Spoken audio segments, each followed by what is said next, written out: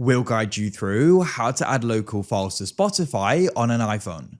If you find this useful, then consider subscribing and liking the video. When you're using Spotify as your music player, you may go and have music on your iPhone that you want to go and add into it. So what you can do is you can go and find the Spotify app and open it up.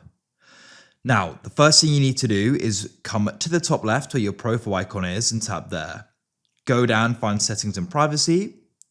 Then you want to go down, find apps and devices, and you can find local audio files and go and switch that on like that. So now when we go and press your library in the bottom right, you're going to go and have local files. You can tap in here and you'll see music from the music app here. To add more though, what you need to do is come into the files app like this.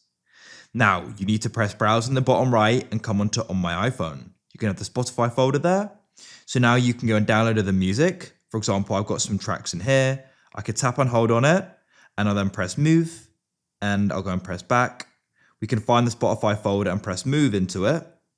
I'll come and I'll go and see it's now been added.